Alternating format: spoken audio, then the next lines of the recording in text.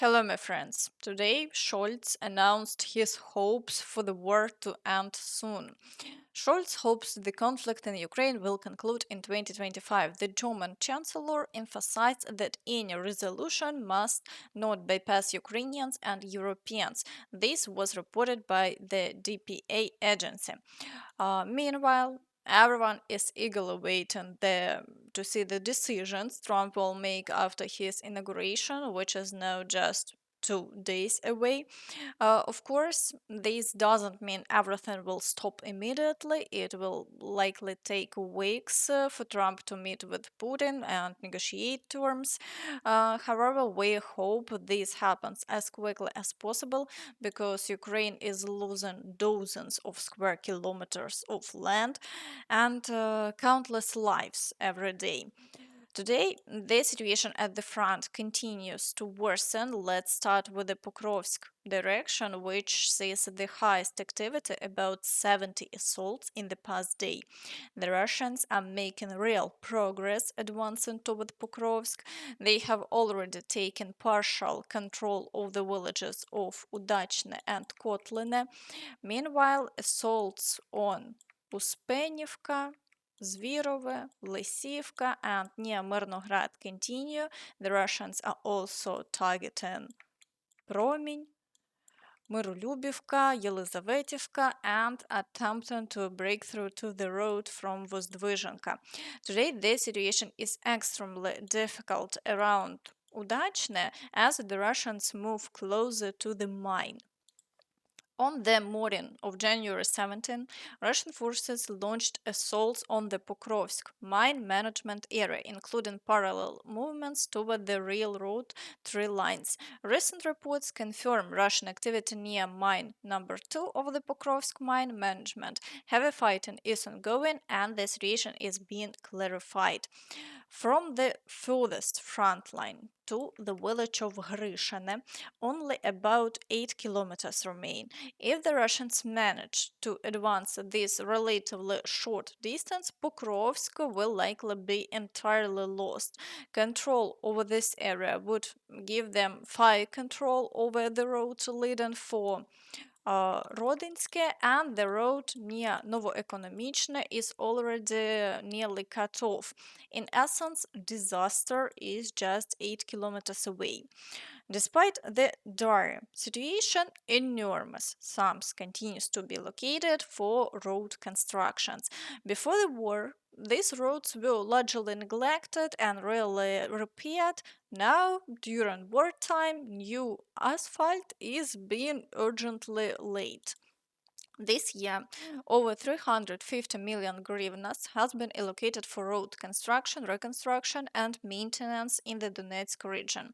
Of these, 312 million hryvnias comes from the state budget for 2,600 kilometers of local and municipal roads, while 40.5 million hryvnias is from the regional budget for 1,784 kilometers of roads.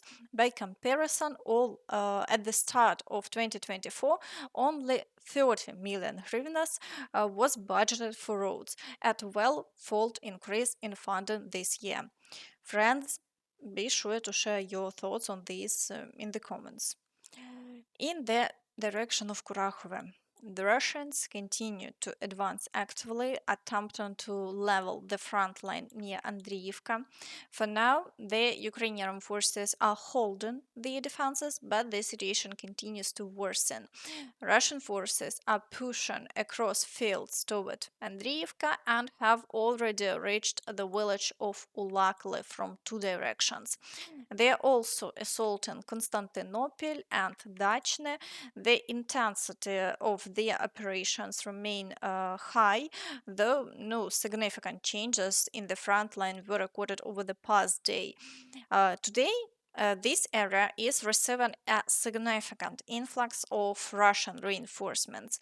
If they manage to complete their operation here, it will likely free up troops to be redirected to other directions where the situation may subsequently deteriorate further. In the area of Velyka Novosilka, recent reports indicate that Ukrainian forces have found themselves encircled with exit routes from the city under constant fire. Ukrainian soldiers on the ground have reported that Vremivka has fallen under Russian control. Though this information hasn't been officially confirmed, we are closely watching how the events unfold, but the loss of this city would represent another significant setback for Ukraine. In the Zaporizhzhia direction, the Russians continue the assaults on Novodanylivka but haven't achieved any success over the past day. The front line has remained unchanged, and overall activity in this sector is relatively low. In the Kherson direction, the Russians are persistent in their attempts to expand control around the Antonivskyi bridge and are advancing toward Zabych Island to eventually cross to the right bank. However, the Ukrainian forces have successfully repelled the assaults, inflicting significant losses on the Russian forces. As of now, the front line remains stable. Now let's move to the Toretsk direction. Unfortunately, Russian forces are also gradually advancing here. Today, they are actively assaulting Krimsk with ongoing battles for Leonidivka and Cherbenivka. While there have been no changes to the front line over the past day, the intensity of offensive actions remain high. In the Chasiv Yar direction, the Russians are attempting to stretch the flanks, but with limited resources allocated to this effort, they haven't achieved success. The Ukrainian forces continue to repel attacks near Privilya, Grigorivka, Bilohora, and in the central part of the city. Despite the intense fighting, the front line remains stable, according to the Ukrainian military. Battles are ongoing in the city center. After losing the refractory plant, we are trying to hold the heights further west. Currently, the Russians are maneuvering with the intent to reach the Shevchenko district and secure the heights there. What happens next will depend on their success. In the Siversk direction, Russian forces are attempting assaults on Bilohorivka, Verkhnokamyanske, and are advancing from Ivano-Darivka. They are also shelling Siversk, but there have been no new gains on the front line, and the situation remains unchanged. In the Lyman direction, the Russians are pushing toward Zelena Dolina, trying to force the Ukrainian forces back across the river near the village of Terny and are assaulting Zarychne. So far, there have been no changes along the front line, but the shelling of Lyman continues unabated. In the Borova direction, the situation continues to gradually worsen. Russian forces are advancing near Bogoslavka and through the fields toward Novoplatonivka. They are also assaulting Zeleny High, Kopanki, Novosergiyevka, while further south, attacks on Kharkivka have been recorded, along with clashes near the village of Makiyivka. However, no changes along the front line have been observed over the past day. In the Kupiansk direction, Russian forces are assaulting Golubivka, Petropavlivka, and pushing from Pishane. Despite this, they have made no new gains and the front line remains stable. In the Kharkiv direction, only shelling continues with no new attacks reported along the front line. The situation in Vovchansk has also stabilized and Russian forces are not conducting new assaults.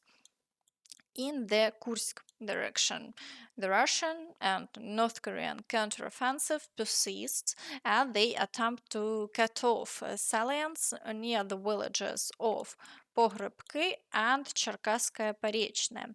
Fighting is also ongoing for Malalochnya, with advances reported near Novoivanovka. However, no significant gains have been made in the past day and the front line remains unchanged. Meanwhile, reports from Russia indicate another fire caused by drone strikes. This time, an oil depot in the Kaluga region has caught fire. Very good. And that's all from me. So please don't forget to like this video, subscribe to the channel, and hit the notification bell to stay updated on all the latest news. Thank you for watching and see you next time. Bye bye.